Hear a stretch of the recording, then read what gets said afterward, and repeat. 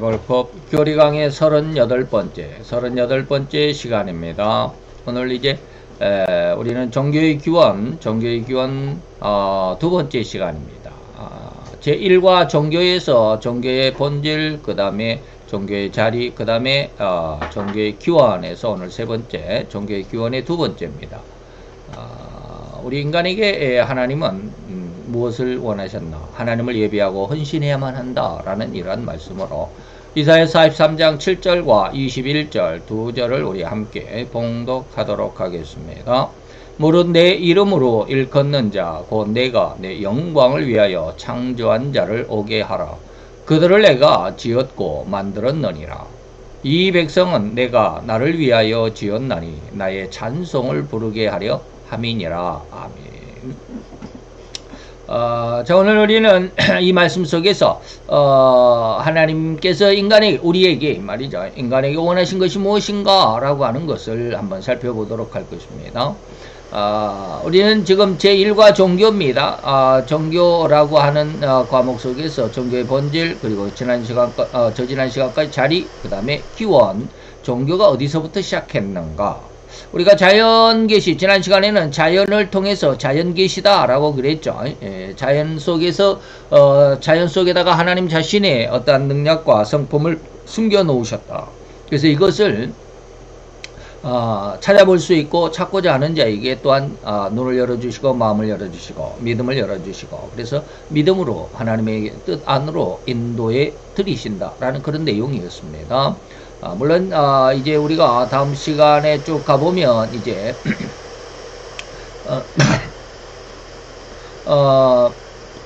특별 계시에 대해서도 알게 되겠지만, 여기에서는 우리가 지난 시간 자연 계시다고 그랬죠. 두 번째입니다. 종교의 기원 두 번째, 하나님을 예배하고 헌신해야만 하는 우리 인간의 모습. 다시 이런 내용들을 한번 생각해 봅시다. 우리가 지난 시간에 이게 보라색으로 기울림체로 된 것을 지난 시간의 내용들을 제가 또 반복해서 넣습니다. 그렇기 때문에 아주 빠르게 한번 읽어봅니다. 성경만이 종교의 기원에 관한 믿을 만한, 그리고 가장 정확하고 명쾌하게 설명을 해주고 있으며, 이 외에 다른 책은 절대 이 지구상의 종교에 대한 확실한 기원을 기록하고 또는 알려주고 있다라고 알려주고 있는 책은 없다라고 단언할 수 있습니다. 또한 성경은 우리에게 종교적인 예배를 받기에 합당하고 유일한 대상자인 하나님이 계심을 말해주고 있죠.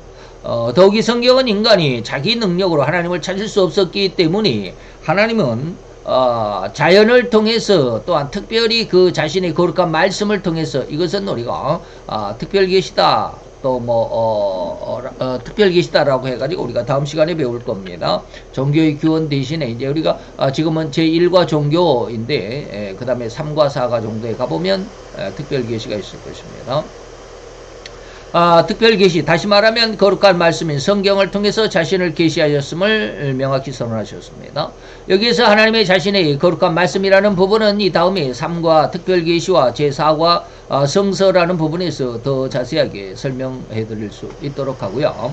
또한 하나님께서는 인간에게 예배와 봉사를 요구하고 계신다. 예배와 봉사, 헌신을 요구하고 계신다. 어떠한 예배와 봉사를 기뻐 받으시는가를 하나님이 스스로 결정하신다고 성경은 말해주고 있죠. 마지막으로 성경은 하나님께서 인간을 창조하시되 자기 형상을 따라 지으셨으며, 이 계시를 이해하고 따를 수 있는 능력을 주셨으며, 또한 하나님과 교제하고 하나님을 영화롭게 하고 싶은 마음이 나도록 인간의 마음속에 자연적인 충동, 곧 믿음을 말이죠, 심어주셨다라고 성경은 가르치고 있습니다. 자, 이런 내용 안에서 우리가 오늘 두 번째 시간입니다. 자, 한 가지 우리 인간, 그것도 우리나라 일상을 한 예로 삼아보고자 할 것입니다. 다시 말하면 인간은 하나님을 예배하고 헌신하도록 창조가 되었다라는 이 말씀을 알아보는데, 우리나라의 한 예를 보자. 곧 인간 세상은 절대로 어쩔 수 없는 계급 사회임을 부정할 수가 없지 않은가. 계급 사회입니다. 그래서 아주 민주적이라 할지라도 모두가 다 평등하다라고 하는 공산주의 자체 속에서도 더 계급 사회가 확실하죠. 어마어마하죠. 공산주의 사회 속에는 일당 독재, 1인 독재이기 때문에 이것을 거역하고 반대하는 자는 가차없이 쥐도새도 모르게 사라져버리죠. 자, 가장 작은 공간인 가정에서조차도 아버지의 위상은 절대 가히 절대적이라 할 수 있습니다. 그래서 옛날에는 이러한 모습을 가부장 제도다, 가부장이다 라고 이렇게 말하고 있었죠. 더 나아가서 한 마을이나 지역에는 면장이 있고 읍에는 읍장이 있고 시장이 있고 또한 도지사가 있습니다. 그리고 한 나라에는 절대적인 존재라고 해야만 하는 왕이 있습니다. 물론 오늘날에 왕의 권위와 권세는 땅에 떨어진 상황이라고 해도 과언은 아니겠지만 말이죠. 그래서 마태 24장 29절에 가보면 그날 환란 후에 7년 대환란이 끝나고 나면 예수님이 바로 재림하시게 되는 바로 재림하실 징조를 나타내는데 해가 어두워진다 라고 이렇게 말하고 있습니다. 달이 빛을 내지 아니하며 누가복음에는 핏빛이 되며 블러드문이 되고 이 말이죠. 그리고 별들이 하늘에서 떨어지며 하늘의 권능들이 흔들린다 라고 이렇게 예언하고 있습니다. 이 구절의 의미는 마태 24장 강의 시간이 지금은 뭐 우리가 교회 강의이기 때문에 그렇지만 우리가 오전에 마태 강의를 하고 있는데 지금 16장을 하고 있습니다. 그렇기 때문에 이제 머지않아서 24장 강의를 하게 될 텐데 이때 더욱 자세하게 언급하겠지만 이 마태 24장 29절에 대해서 그때 자세히 언급하게 되겠지만 이 구절은 자연적인 측면으로 해석합니다. 해나 달과 그 다음에 별 그리고 하늘의 권능을 자연적인 측면으로 해석하기도 하고요. 경제적인 면으로 또는 정치적인 면으로도 그 의미를 해석하기도 합니다. 그 중에서 해가 어두워진다라는 의미를 정치적인 의미로는 왕을 의미하죠. 해는 왕을 의미합니다. 그리고 다른 이제 장관급들, 정치 고위 관료들이라고 하겠죠. 그 다음에 이제 별들은 이제 각 지방자치단체장들, 뭐 이렇게 할 수도 있고요. 하늘의 권능이라고 하는 것은 뭡니까? 국권이라고도 할 수 있습니다. 국운, 나라의 운명, 나라의 국권. 예. 그래서 지금 우리나라에 대통령이 없으니까 외국에서조차도 우리나라를 굉장히 지금은 깔보고 있죠. 예. 대통령을 건 한 90일 이상을 탄핵을 시켜가지고 감옥에 넣고 막 그랬을 적에는 우크라이나에서조차도 굉장히 우리나라를 우습게 멸시했던 그런 적이 있습니다. 이것처럼 왕의 권세가 흔들리고 또 별들이 블러드문, 다시 말하면 핏빛이 되고 이 말이죠. 여러분들 밤에 요즘에도 블러드문이 상당히 자주 등장합니다. 옛날에는 뭐 하얗게 그 맑은 하늘에 뭐 하얀 그 보름달처럼 이렇게 보이기도 했었는데 요즘에는 붉은 빛을 많이 띱니다. 그래서 블러드문이 되면 이 말이죠. 좀 곤란한 문제들이 많이 있죠. 그래서 이 하늘의 권능이라고 하는 것은 국운이나 국권이라고 할 수 있을 것인데 이렇듯 왕의 권위가 땅에 떨어지는 상황에서는 나라의 국권조차도 세계 인식에서 세상 사람들이 나라를 인정해 주지 않는다. 그리고 나락으로 떨어질 것이라는 그런 예언이었습니다. 이건 반대적인 의미를 언급했거니와 절대적인 의미를 들여다본다면 가정에서 아버지나 각 마을에서 장의 권위나 권세, 나라에서의 왕의 권세를 우리나라는 옛날에는 하늘에 날아가는 새도 떨어뜨린다라는 의미로 지칭하곤 했습니다. 그렇게 권위가 있었다 이 말입니다. 하물며 온 천하 우주 만물을 창조하신 창조주이신 그 하나님은 절대적인 권능만으로 그를 지칭하기에는 부족하다. 절대 권능, 이 권능이란 말을 저는 전능이라는 말로 바꿔보고 싶다라는 그런 어떤 생각을 했습니다. 그래서 절대적인 권능이 아니라 절대적인 전능이다. 그래서 절대적인 전지 또는 전능이다라고 하는 것이죠. 그래서 무엇이든지 다 할 수 있는데 그것이 권능이 아니라 전능이라. 그리고 무엇이든지 안다라고 절대적인 전지다. 모르는 것이 없이 다 안다라고 하는 의미로 해석해야만 할 것이기 때문에 그 의미가 조금 더 제 마음속에는 좀 더 강력하게 이렇게 한번 말하고 싶다 이런 뜻입니다. 즉 전능하신 하나님의 권능으로 무엇하실 것이 없다는 의미이기 때문에 하나님이 온 세상 우주 만물을 창조하셨다는 창조주의 권능, 창조주의 전능하심이라고 해야만 할 것이니 그의 한숨에 세상이 창조되었고 또한 그렇게 창조하실 권능이라고 창조했던 권능이라고 한다면 또한 그 반대로 단 한숨에 이 온 천하 우주 만물도 순식간에 하나의 먼지 알갱이로 변하여 흔적도 없이 사라져버릴 수 있다라는 것입니다. 이거 이해할 수 있어야 됩니다. 예. 이거는 과학에서도 이 말을 하고 있는데 이 과학을 믿으려고 하는 사람들이 거의 없어요. 그리고 또 이걸 이해할 수 있는 사람도 거의 없더라고요. 자, 이사야서 40장 13절로 18절에 보니까 하나님은 이 세상을 뭐라고 그랬어요? 떠오르는 먼지같이 여긴다. 떠오르는 먼지. 예. 그리고 모든 세상의 열방은, 세상의 모든, 지금 뭐 지구상에 뭐 170여 개국이 넘는 독립국가가 있는 이 모든 열방이 아무것도 하나님 앞에서 아무것도 아니다. 그는 여호와 하나님은 이러한 모든 열방을 없는 것 같이 빈 것처럼 여기신다. 빈 공간처럼 텅 빈 것처럼 여기신다 라고 하는 것입니다. 예. 옛날에는 아마 과학을 몰랐을 때는 이런 말을 하나님이 참 허풍이 세다라고 이렇게 치부해 버렸을 것인데 이 말이 진짜입니다. 과학에서는 이것을 너무 명확하게 인정을 하고 있습니다. 이러한 성경 구절을 이 하나님의 말씀을 절대로 헛되이 외면하지 않아야만 할 것이고 이 성경 구절은 절대로 헛웃음으로 멸시할 말씀 구절이 아니라는 사실을 절대로 알아야만 할 것입니다. 그러나 이런 하나님이 창조주의심을 거부하는 일명 진화론자들이 그렇게도 중심으로 삼는 과학의 한 일부 곧 열역학 법칙이라고 하는 것을 우리가 한번 생각해 보자. 제가 아까 과학이 이것을 확실하게 증명했다라고 하는 것인데 이 과학적인 증명을 여러 가지로 설명해야겠지만 저는 뭐 과학을 잘 모르니까 뭐 다 설명할 수는 없고요. 그 중에서도 한 가지 말입니다. 지금은 과학 그것도 열역학 그 과학에서 여러 가지 뭐 많은 자연 법칙이 있고 뭐 무슨 법칙이 있지만 그 중에서 하나 이거 뭐 오늘은 뭐 저 과학이나 뭐 열역학 그 열역학 법칙을 공부하는 시간이 아니기 때문에 그 한 가지만 잠깐 그 포인트만 말씀드리고자 합니다. 그 열역학 법칙에서는 모든 물질에는 원자가 있고 그 원자 주위로 분자가 돌고 있다는 것을 무시하거나 부인하는 사람은 없을 것입니다. 그래서 제가 이제 물 분자를 보면 우리는 H2O 그러죠. H가 두 개고 O가 하나다라는 뜻입니다. H2O1인데 일은 쓰나 마나 하기 때문에 그냥 안 썼습니다. 그래서 H2O 그러면 여기에 그 회색이 수소가 두 개 있고요. 가운데 빨간 게 산소입니다. 그래서 산소 한 알갱이에 수소가 두 알갱이가 이렇게 붙어 있는데 이게 바로 물이다 라고 하는 것입니다. 물을 분자식으로 이렇게 하면 이렇게 생겼다고 그럽니다. 그런데 이러한 상황을 이제 어떤 그 그림으로 도식화 해보면 이렇습니다. 원자가 있으면 이 원자에 그 분자가 이렇게 뺑글뺑글 돈다고 그럽니다. 저는 이제 뭐 원소 주기율표 해가지고 그 1번은 뭐 H인가요? H가 수소가 1번인가요? 그렇죠. 예. 그러면 수소는 원자가 하나, 그 분자가 하나다. 뭐 그런 뜻이라고 그래요. 예. 그래서 이 원자에 분자가 뭐 10개 있는 것도 있고 뭐 하나 있는 것도 있고 그렇습니다. 그런데 이것을 과학자들이 어떻게 밝혀냈냐면 원자 주위에 분자가 있는데 분자는 이 원자 주위를 뺑뺑 돈다고 그럽니다. 뺑뺑 돌고 있다고 그래요.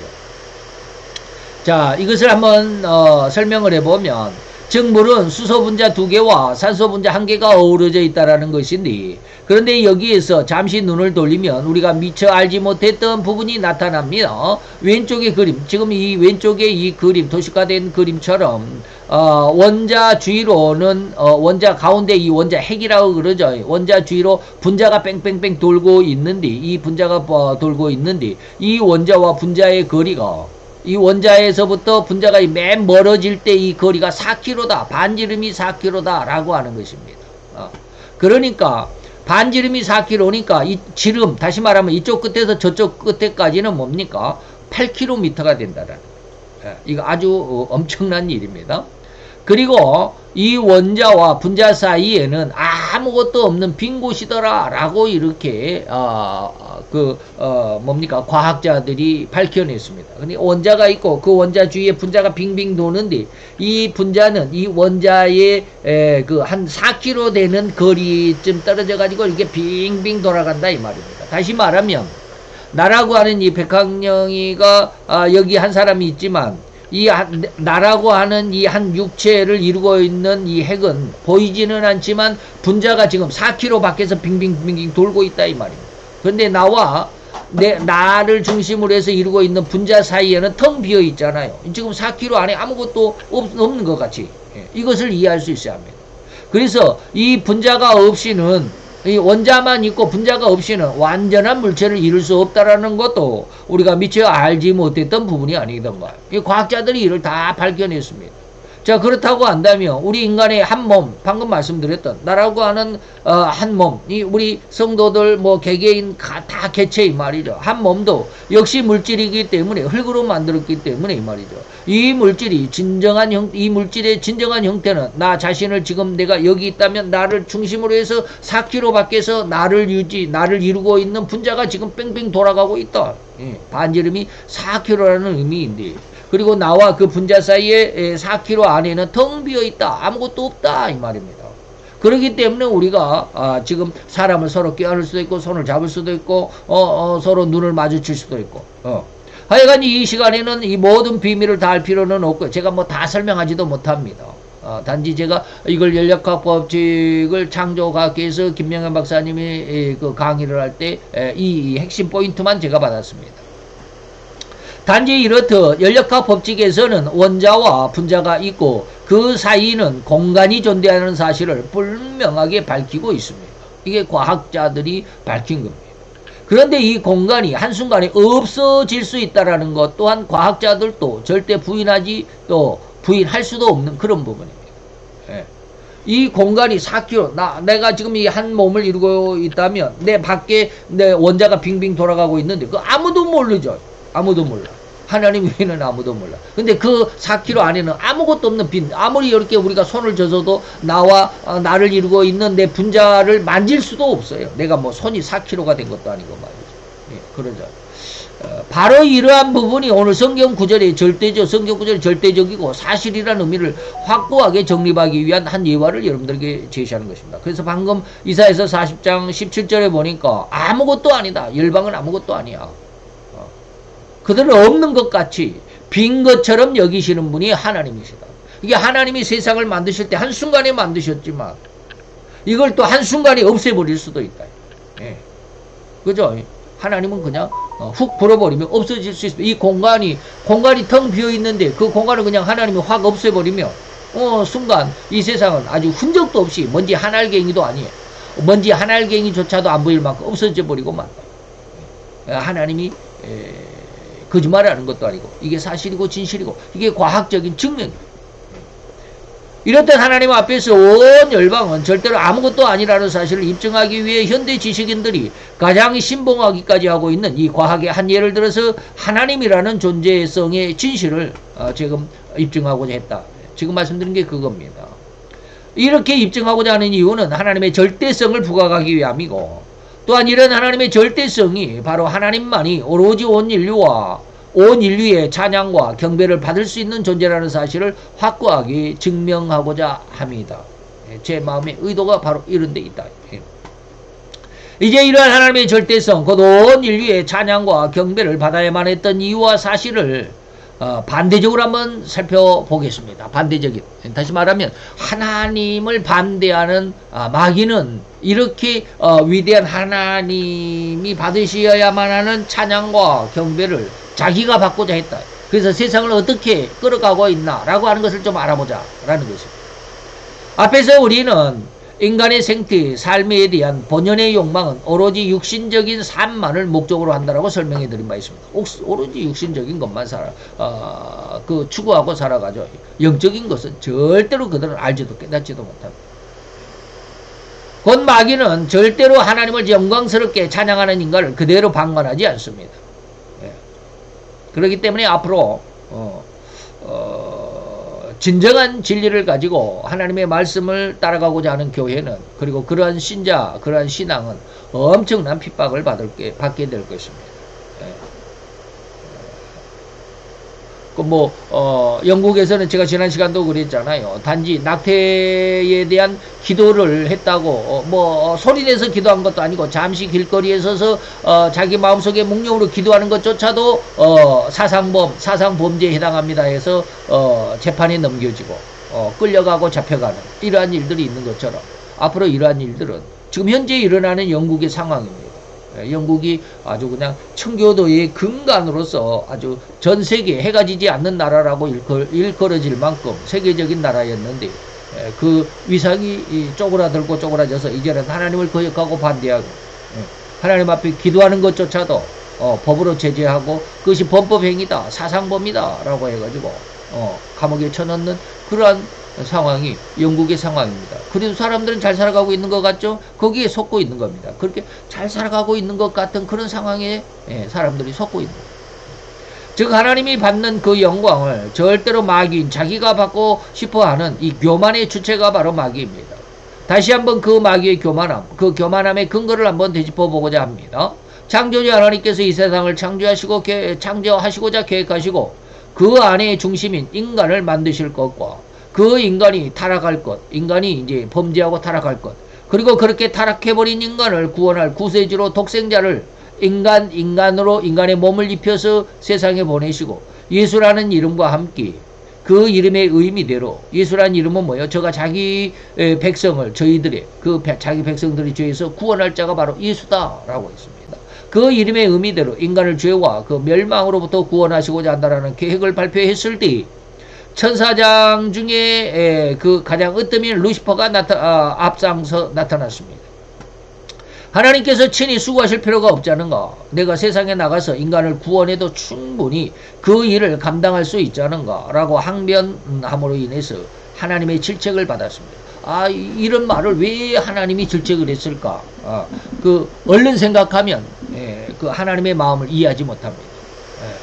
그런데 아주 가만히 면밀히 하나님의 의도 그리고 마귀의 의도 그 심정 오늘 아침에 그 마태복음을 말씀드릴 때도 예수님을 시험하고자 나왔던 바리새인과 사두개인들 그들의 마음 심보인 말이죠. 우리말로 하면 심보. 그 심보가 어떤지 우리 알아낼 수 있어야 된다. 이걸 들여다보지 못하면 다 속아 넘어간다. 한꺼번에 멸망으로 휩쓸려 가도 구원해 줄 사람이 없다.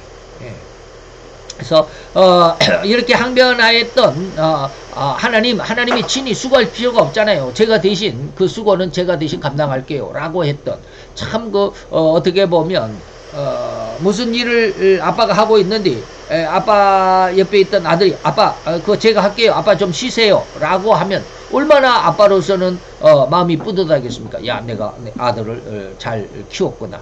아들이 이제 어엿하게 커가지고 이제 아빠의 일도 도와주고 아빠를 대신해서 일도 이제 책임감 있게 잘 처리하려고 하는구나. 뭐 굉장히 뿌듯해 하겠죠. 그런 상황인데 하나님은 그러한 루시퍼를 칭찬하지 않고 야, 네가 참 내가 만들어 놓은 대로 네가 참 이제 나를 대신해서 내 수고를 덜어주려고 하는구나 라고 이렇게 하나님이 칭찬하신 것이 아니라 이 하나님의 질책했다 이 말이에요. 왜 그랬을까? 그 마음을 하나님이 아시기 때문에 왜 구세주가 되려고 했나? 루시퍼가 왜 인간 세상의 구세주가 되고 싶어 했나? 그 마음을 하나님이 알기 때문에 책망을 하시고 그래서 루시퍼가 하나님의 이러한 질책, 책망을 받고 마귀가 되어서 영계에서 쫓겨났다는 일화를 우리는 잘 알고 있습니다. 이런 일련의 과정은 앞에서 간략하게 설명해 드린 바 있기는 하지만 이번에는 이렇게 교만한 루시퍼의 흑심, 그 내망을 한번 드러내보고자 합니다. 왜 마귀가 그랬을까 말입니다.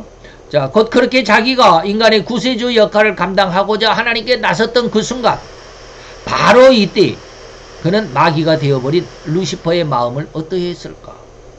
하나님 앞에 나타났을 때 그는 어떻게 했을까? 이런 내용을 한번 살펴보자 이 말입니다. 그걸 위해서는 유다서 1장 9절을 한번 보면 좋습니다. 미가엘 천사장이 모세의 시체를 앞에 놓고 마귀와 다시 말하면 루시퍼였는데 이제 마귀가 되어버렸죠. 이 마귀와 다투어 이 모세의 시체를 놓고 전쟁을 벌였습니다. 왜 다투어 변론했다 전쟁을 했을까? 변론했다 좋은 말로 변론했다 그러죠. 심각한 전쟁이 있었습니다. 자, 예수님의 동생 유다가 이 성경을 기록할 때 이 구절의 의미는 과연 어떠한 의미로 썼을까라고 하는 겁니다. 왜 하나님의 종 미가엘 천사장은 모세의 시체를 두고 마귀와 싸웠던 것일까? 이러한 의문에 대한 답을 찾을 수 있다면 루시퍼의 마음이 어떠했는지 마귀의 마음이 왜 그랬는지를 알게 될 것입니다.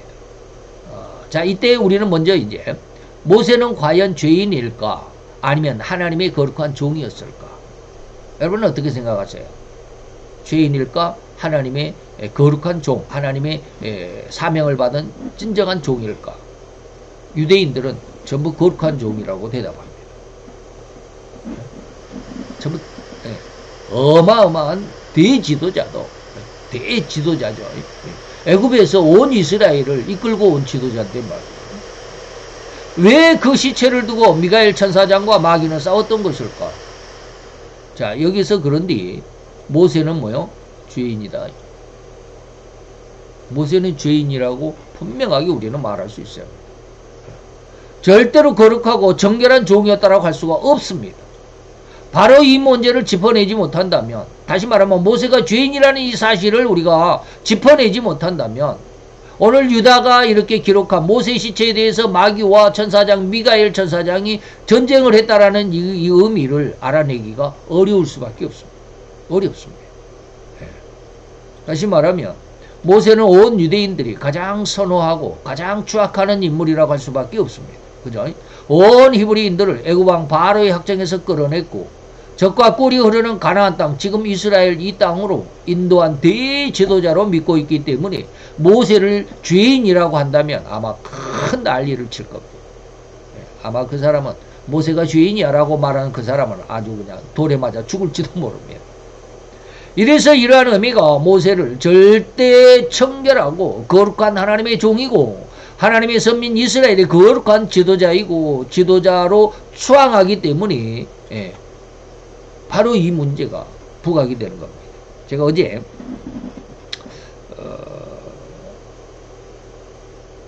뭉치면 산단가요? 뭉치면 산단가. 그게 아닌가?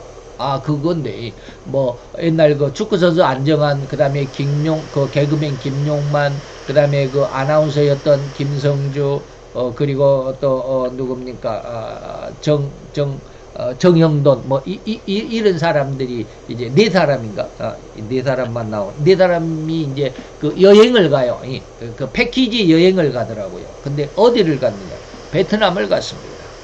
베트남을 갔는데, 베트남의 호치민시를 이제 그 패키지 여행에 3일째 되는 날 베트남 호치민시를 이렇게 딱 관광을 하는데 그 관광 가이드가 뭐라고 그러냐면 거기에 아주 큰 광장이 있습니다. 우리나라 여의도 옛날에 지금은 여의도 광장이 지금은 없어지고 거기에 이제 여의도 공원이 생겼지만 옛날에 그 여의도 광장이 있었던 것처럼 거기에 광장에 어마어마한 뭐라 그럴까 빌딩이라고는 할 수 없고 건물이 하나 서 있습니다. 그런데 그 건물이 무슨 건물이냐 하니까 그 베트남의 가장 중심, 베트남의 모든 국민이 추앙하는 이 호치민이라고 하는, 그래서 그 이름이, 그 시 이름이 호치민입니다.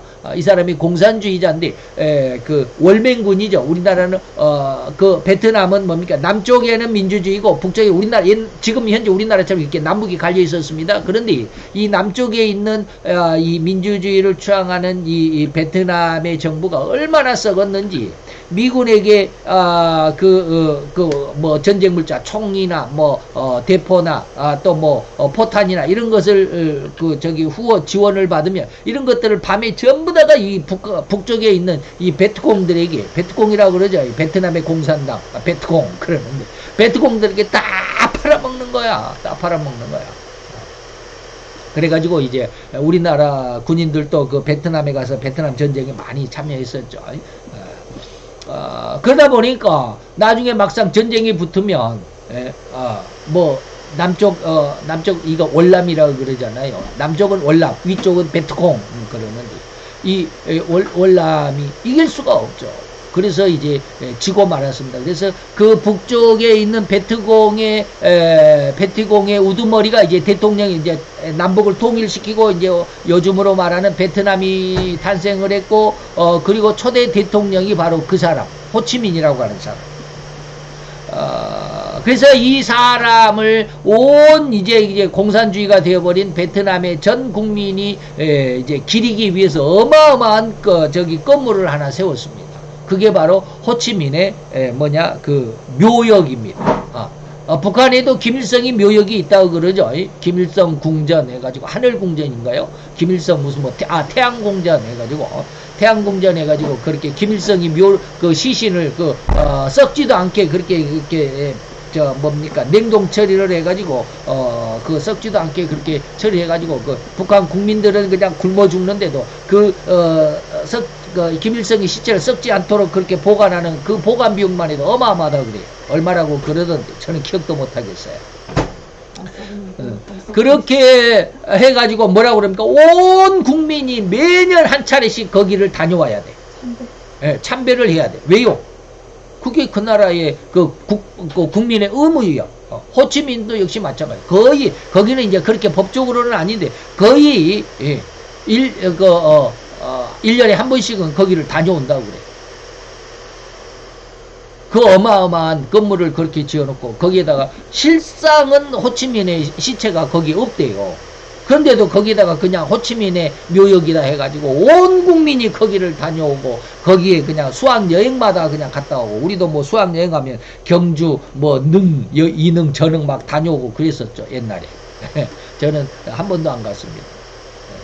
그래가지고 뭐 나중에 울산 현대자동차에 취업을 해가지고 있었을 때 하이킹 해가지고 울산에서 경주까지 한 40몇 킬로 되는데 거기를 자전거로 우리 친구들 이렇게 꼬드겨가지고 한번 이렇게 갔다 온 적은 있는데 어쨌든지 이렇게 묘역을 삼는다면 어떻게 되겠냐 이 말이에요. 지금도 베트남에서 우리나라에서는 공산주의가 아니기 때문에 그러지는 않잖아요. 그러나 꼭 뭐 하는 사람들, 뭐가 됐다 하는 사람들은 꼭 옛날 우리나라의 박정희 대통령의 묘역을 참배한다거나 딱 그러는데 요즘에 이 좌파들은 그렇지도 않죠. 박정희 대통령을 얼마나 무시하고 이승만 대통령 얼마나 무시합니까? 그런 것이 있는데 북한에만 하더라도 김일성이 시체를 그렇게 소중히 여기고 말이죠. 온 국민의 우상으로 만든다. 지금 루시퍼의 계획이 바로 그런 겁니다. 그렇기 때문에 하나님이 이런 마음을 알기 때문에 루시퍼를 인간의 구세주로 보내지 않으셨다. 그것이 바로 교만이다. 루시퍼의 마음, 교만의 마음. 이것을 지금 앞으로 쭉 말씀을 드리겠습니다. 자, 그런데 모세는 죄인이다 라고 하는 것을 먼저 말씀을 드립니다. 출애굽기 17장 1절 그리고 5절 6절에 보니까 하나님은 모세를 향해서 반석의 르비딤이라고 하는 그 바위입니다. 그래서 바위를 멀리서 보면 이렇게 두 개가 이렇게 마주쳐 있습니다. 근데 앞에서 보면은 모르는데 뒤에서 보면 이렇게 엄지손가락이 있는 것처럼 뒤에서 보면 이렇게 바위가 또 하나 이렇게 나와 있습니다. 꼭 이렇게 기도하고 있는 것 같아요. 바위가 둘로 쪼개졌습니다. 이렇게. 근데 이게 완전히 벌어져 있는 게 아니고 딱 붙어 있습니다.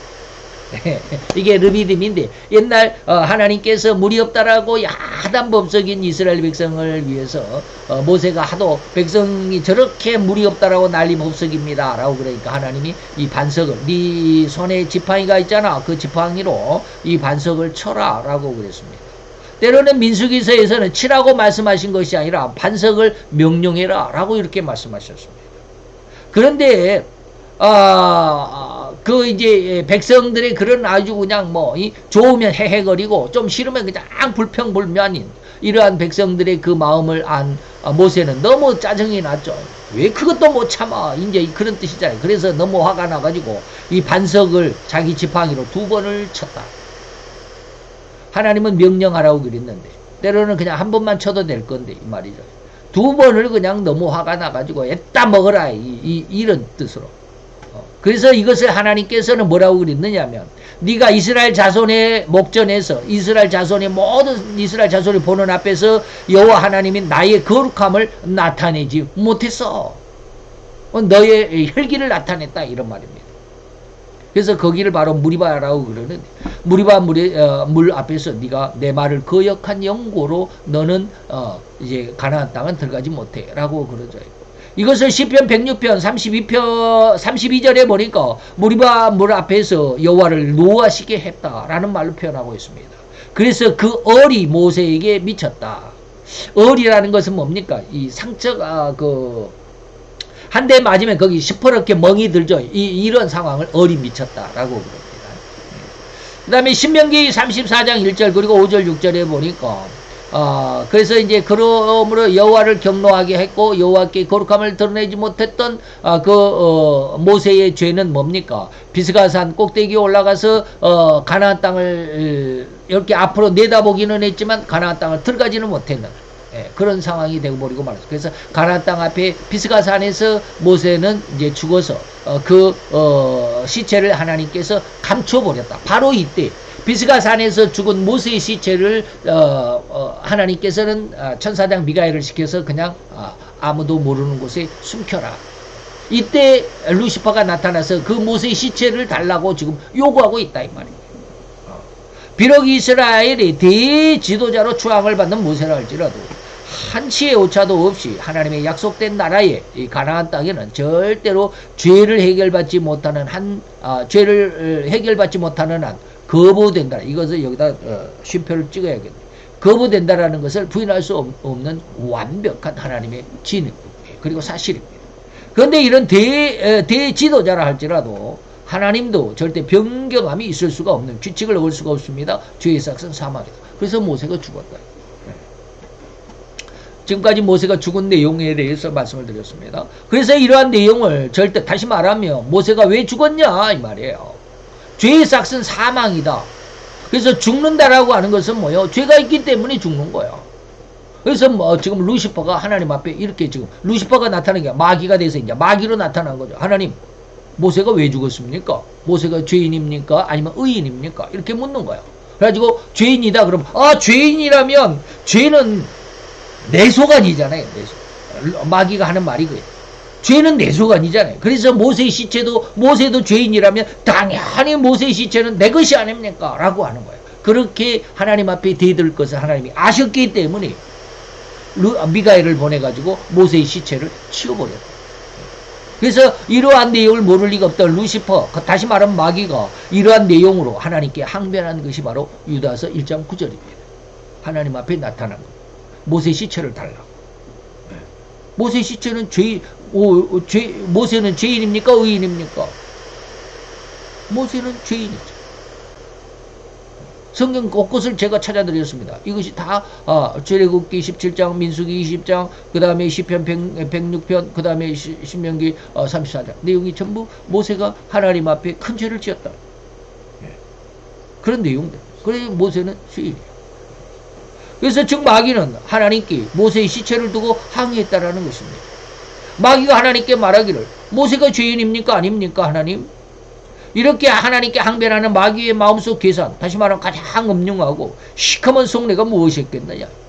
곧 인간은 절대로 눈에 보이지 않는 하나님을 끝까지 굳은 믿음으로 지켜내지 못하는 존재라는 것을 마귀도 또한 철저하고도 명확하고 알고 있었기 때문에 그 모세, 이 어마어마하게 대지도자였던 온 이스라엘 백성이 아주 숭상할 수 있었던 그런 지도자 모세의 묘를 아주 그냥 예루살렘 어느 한 구석에다가 탁 모셔놓고 그냥 호치민 묘역처럼 그냥 어마어마한 건물로 지어놓고 그냥 지금도 그러잖아요. 모세가 아니라 아브라함 묘도 있다고 그러잖아요. 진짜로 그것이 관이 아브라함의 관인지는 모르지만 좌우전 아브라함의 관도 있고 이삭의 관도 있고 그렇습니다.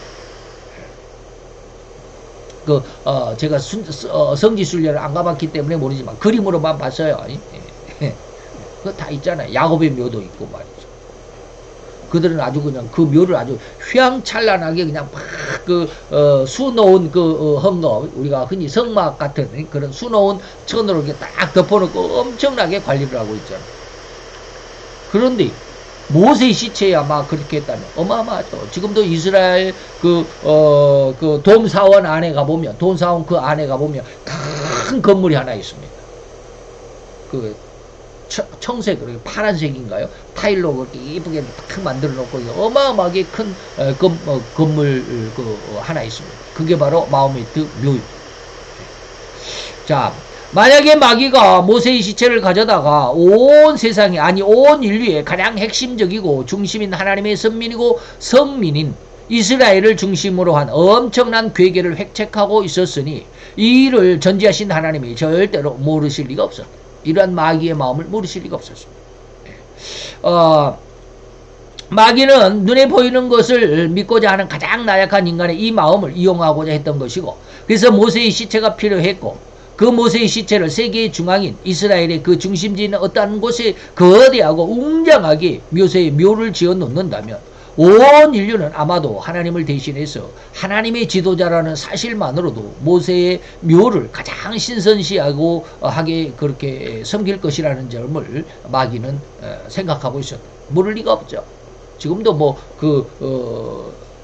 사우디에 가보면 1년에 그냥 한 번씩 라마단 기간은 금식의 기간인데, 아주 성지 순례하는 그런 기간 있잖아요. 전 세계 이슬람인이 사우디로 사우디 메카로 그냥 몰려오죠. 그래서 그냥 너무 사람들이 많이 몰리기 때문에 그냥 한 사람 넘어지면 그냥 막 줄줄이 넘어져가지고 앞서간 사람이 몇천 명씩 나오고, 해년마다 그런 어떤 불상사가 있죠.